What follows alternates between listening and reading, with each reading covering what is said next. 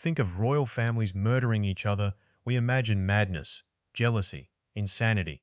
King so twisted by power that he becomes a monster capable of slaughtering his own blood. What if I told you that some of history's most brutal regicides, murders within the royal family, weren't the acts of madmen at all? If they were, by the logic of their time, the most rational decision a ruler could possibly make. This is the story that history teachers won't tell you. Not because it's too dark, it's too logical. Welcome to Throne of Horrors. I'm your guide through the machinery of royal murder, and today we're exploring something far more terrifying than passion or insanity. The cold, calculated mathematics of survival that turned family bonds into liabilities that had to be eliminated. Let's start with the Byzantine Empire. For nearly 1,000 years, it was the most advanced civilization on Earth. Its emperors were educated, refined, and cultured. Weren't the howling barbarians of Western Europe. They were philosophers, scholars, men who could quote Aristotle from memory. And yet, Byzantine succession was possibly the most blood-soaked dynastic tradition in human history. 70% of Byzantine emperors either died violently or were forced into exile. Many were murdered by people impossibly close to them, siblings, mothers, sons, nephews. But here's what's truly fascinating. Byzantines weren't evil. They were terrified. You see, when you're emperor of Byzantium, you have a unique problem. You're one of the most powerful people on earth. You command armies. You control wealth beyond comprehension, bend religions, and move mountains with your word alone. But you also have something that every ambitious person in your empire desperately wants: your throne. And unlike a modern office, which you can eventually leave, retire from, pass on, the Byzantine throne was a position where only death could truly remove you. Abdication existed, sure, but it was incredibly rare and dangerous. When you stepped it down, you became unpredictable. You became a symbol that other discontented people could rally around. You became a threat. So imagine this: you're a Byzantine emperor.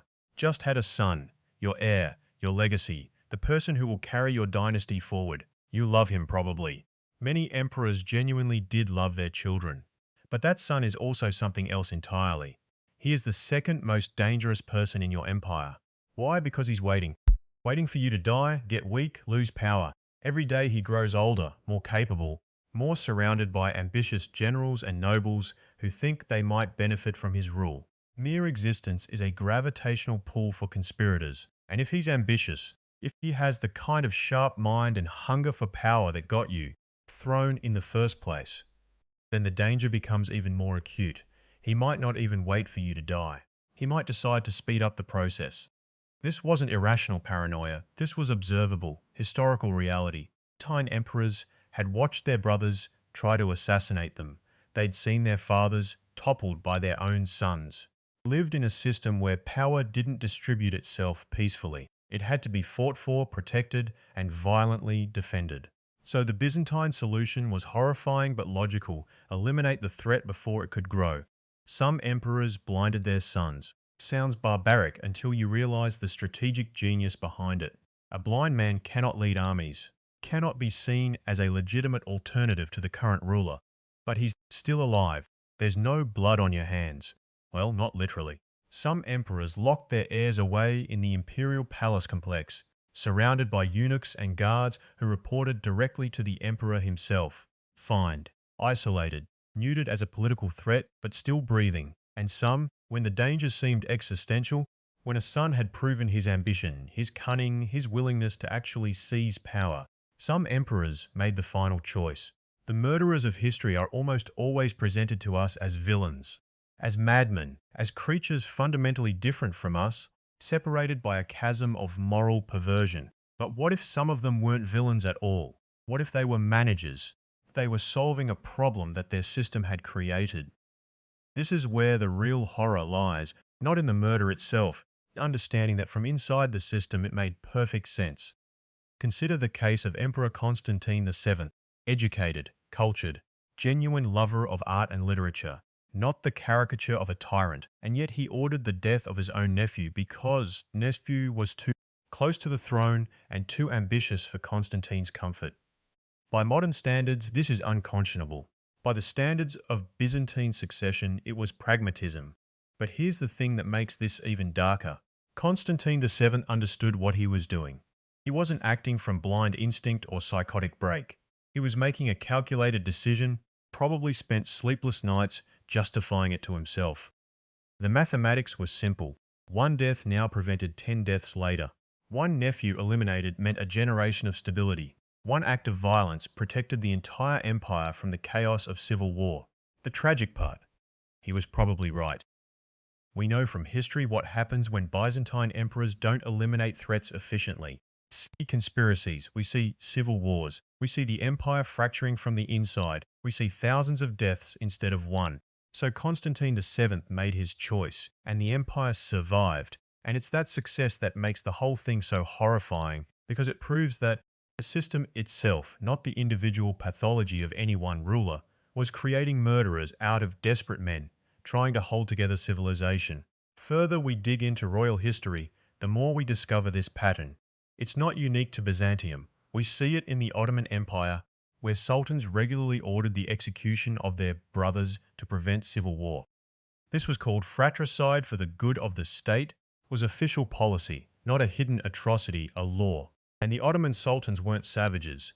They were, by and large, intelligent men running one of the most sophisticated empires in the world.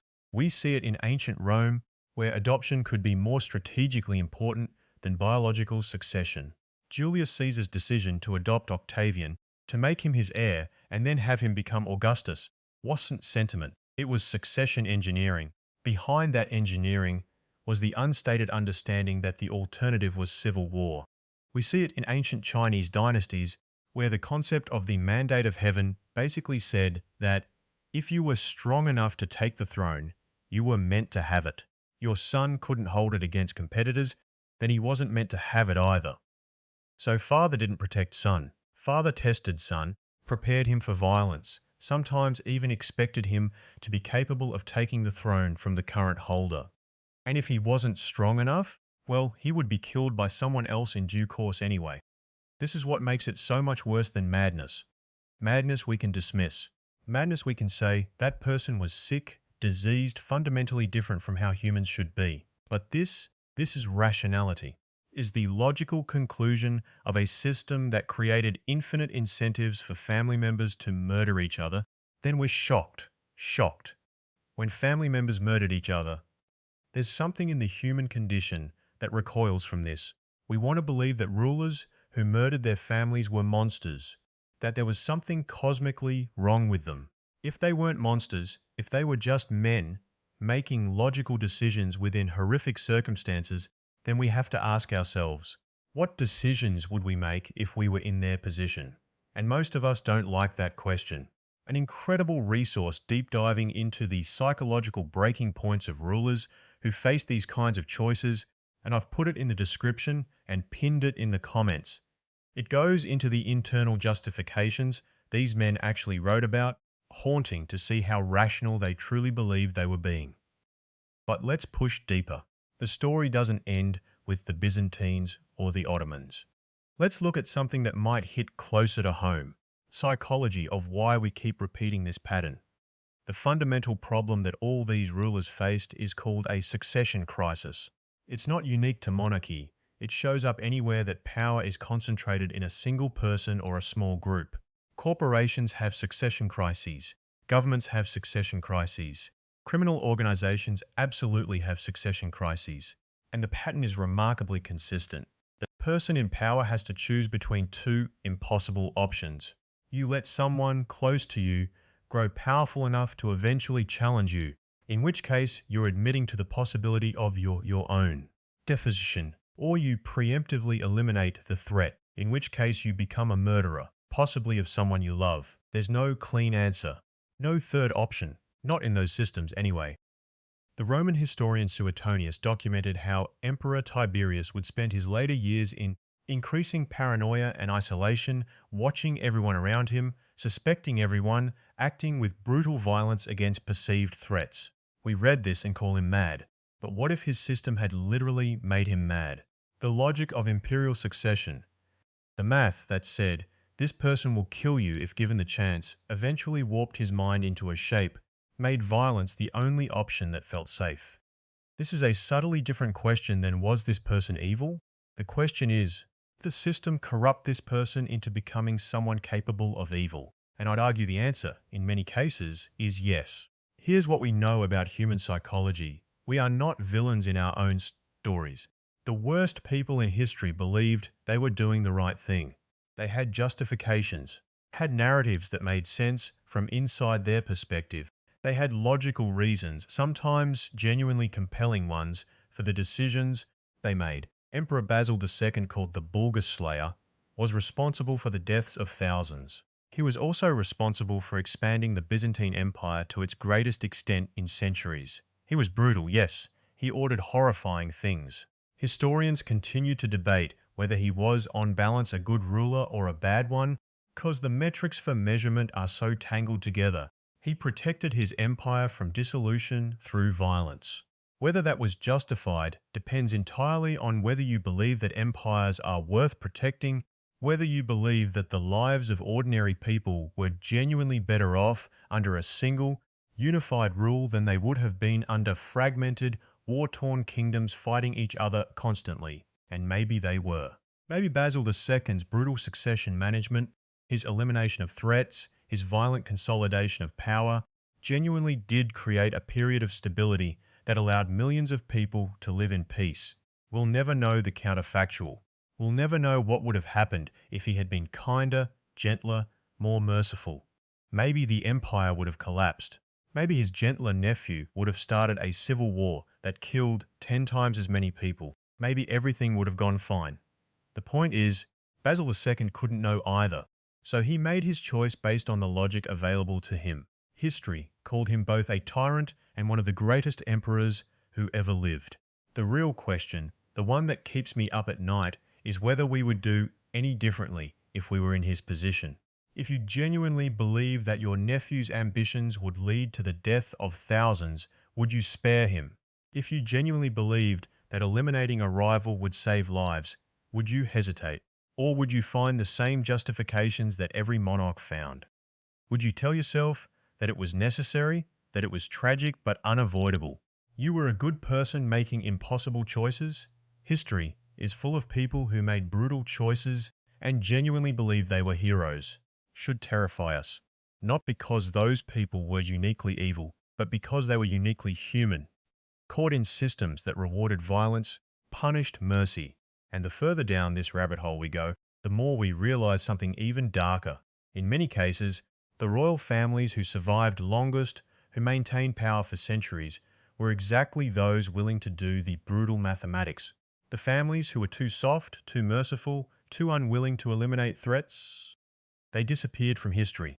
Their empires collapsed. Their lines ended, natural selection applied to dynasties, the genes, the ideas.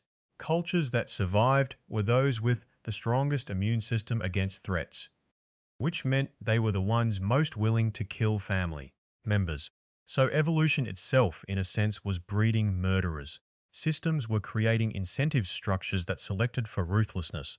Emperor Basil I, known as the Macedonian, represents perhaps the clearest example of this. He rose to power through military prowess, married into a position of influence, and then systematically eliminated anyone who could challenge him. His own wife's relatives, brothers' potential heirs, even some of his generals. Was he evil? Ask his enemies, and they'd say yes. Ask the people whose lives were protected by the stability of his reign, and they'd say he was brilliant. The answer is both, and neither. Because morality is a framework we apply after the fact, and systems don't care about our moral frameworks. They care about whether you survive in... But here's what most history books refuse to acknowledge. The truly terrifying rulers weren't the ones who killed because they enjoyed it. They were the ones who killed because the system demanded it. Because stepping back meant death. Because mercy was interpreted as weakness. Weakness was a death sentence. Take the story of Empress Irene of Athens. She had a son, a legitimate son, an heir to the throne. By all rights, he should have inherited everything. Instead, she had him blinded, her own child, left sightless in a prison cell, so she could rule unchecked. Historians write about her. They call her ruthless. They call her unnatural. They rarely ask the question that matters. What was she protecting herself from? Power in the Byzantine Empire wasn't inherited smoothly like a modern succession. It was seized. held, defended against all challenges. Irene's son, Constantine VI, had advisors, military allies, people who wanted to use him as a puppet. The moment she stepped back, she wasn't just losing a throne. She was signing her own death warrant. Blinding him was horrifying. It was also strategic. It was also survival. This is where the horror becomes something deeper than simple cruelty. What we're watching unfold across centuries of royal dynasties isn't just evil. It's the logical outcome of a system where trust is lethal. When you live in an environment where your siblings, your children, your advisors are all potential threats to your life, mental state begins to change. Paranoia isn't madness in that context. It's clarity. Suspicion isn't a character flaw. It's a survival mechanism. Violence isn't cruelty. It's necessity. King Henry V of England provides perhaps the most intimate example of how this psychology works. He didn't wake up one morning and decide to become a serial killer of wives and rivals. He started as a man who believed in loyalty, in marriage, family bonds. But as his power consolidated, as threats emerged, as his need for a male heir became an obsession, something shifted in his mind. First wife failed to produce a male heir. He divorced her. His second wife miscarried a male heir. He beheaded her. Third wife gave him a son but died in childbirth. His fourth wife he found unattractive and he annulled the marriage. Fifth wife was accused of infidelity. He beheaded her. His sixth wife outlived him only because he died first. 6 marriages, 2 executions, countless annulments and accusations. And the terrifying part? Henry genuinely believed he was acting reasonably. He wrote theological justifications, created an entire church structure to validate his choices. He surrounded himself with advisors who told him he was right. This is a pattern that repeats endlessly through history. The ruler doesn't descend into madness. The ruler responds logically to incentives that are fundamentally insane. And if you want a truly disturbing example, the Kangxi Emperor of China. The Kangxi Emperor ruled for 61 years, longer than almost any other monarch in human history, and in that time, orchestrated one of the most efficient intelligence networks ever created. One that was designed specifically to spy on his own family, own advisors, his own generals. He kept detailed records of everything. Who said what, who met with whom, who showed ambition, who showed discontent. And when threats emerged, even potential threats, even suspected threats, he acted with precision, not passion, precision. Sons lived in fear. His ministers lived in fear. His entire empire was held together not by love or loyalty, by the certain knowledge that any betrayal would be discovered and punished. And yet his empire was stable. His reign was prosperous. Expanded Chinese territory, he increased wealth, he patronized the arts. By every measurable standard of a ruler's success, Kangxi Emperor was brilliant. If you ask the people who lived under his rule, the scholars, the merchants, the soldiers, many would have said he was a good emperor. But his own family, they lived in a cage made of gold and paranoia. Here's where it gets truly interesting, because most people assume that this kind of brutal psychology can only exist in ancient, pre-modern societies. Surely we think, in our modern democracies, with our institutions and checks and balances, this couldn't happen. Too sophisticated, too enlightened, too civilized. But the incentive structure remains. Throne, whether it's a physical throne or a position of political power, still selects for ruthlessness. It still creates scenarios where family becomes a liability, where mercy appears as weakness. If you want to understand how this works in the modern context, I've gone much deeper into specific case studies in the description and in the pinned comment, including some truly shocking examples of 20th century leaders who operated under the exact same psychological frameworks as ancient emperors with better PR. What separates someone like the Kangxi Emperor from someone like Stalin or Hitler isn't the core psychology. It's the scale of power and the technology available to enforce that power. Stalin's paranoia led to purges that eliminated millions. Why? He had the technology, railways, telegraph systems, secret police networks, to execute his fears at scale. Kangxi Emperor's paranoia was limited by geography and communication speed, but the underlying logic was identical.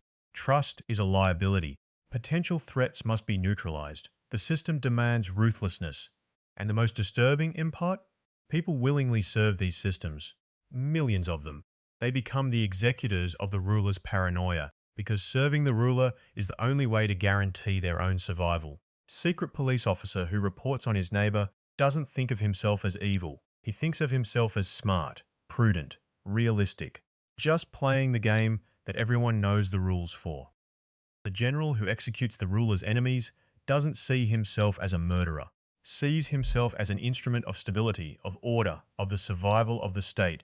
The minister who arranges the execution of a potential rival doesn't lose sleep because he's already accepted the logic. It was them or me. I chose me. That's not evil. That's rationality. But what happens when this logic becomes normalized? Entire civilizations accept that betrayal is inevitable and murder is justified. Fear becomes so pervasive that trust itself becomes an obscene concept. You get civilizations that collapse under their own weight, systems so paranoid that they eventually turn on themselves. The Kangxi Emperor's dynasty outlasted him. Grandson, the Yongzheng Emperor, took the paranoia even further, and his son took it further still. Time the Qing dynasty began its decline, the system had become so paranoid, so self-consuming, it was incapable of responding to external threats. Too busy looking inward, too convinced that the real danger came from within. Same pattern appears in Rome, in Persia, in the Ottoman Empire, in the Russian Tsardom. Every civilization where power became sufficiently concentrated and paranoia sufficiently normalized. The system that created the most brilliant ruler also guaranteed the mediocrity or madness of the successor. The selection mechanism was broken.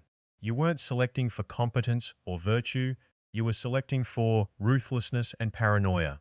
Eventually, those qualities became liabilities instead of assets, and perhaps that's the deepest horror hidden in these stories. Not that individual rulers were monsters, but that the systems themselves were monstrously efficient at producing them. This is the final truth that historians rarely speak aloud. The throne was never real. The power was never absolute. It was always an illusion built on fear, maintained by violence, and sustained only as long as people believed in it. The moment the system collapsed, ruler became nothing, not a god, not a visionary, just a man with a sword that suddenly meant nothing. History remembers them not as conquerors or reformers, but as cautionary tales, evidence of what happens when you build a civilization on terror instead of trust. The Ottoman court, the Macedonian Empire, Mughal succession. Every single dynasty we've examined today followed this same pattern. First or second generation of ruthless innovation created something powerful. Then the system ate itself from the inside. Here's what's truly disturbing. We haven't learned this lesson. Even now, in modern governments and corporations, we see the same pattern repeating. We select leaders for their ruthlessness, their willingness to destroy competition, their paranoia about enemies, and then we're shocked when they turn those same qualities inward, when they begin to see their own institutions as threats. Tyrants who murdered their families, who poisoned their advisors, who executed their generals, they weren't anomalies. They were the logical conclusion of a system designed to reward exactly those behaviors, with the system working exactly as intended till the moment it stopped working.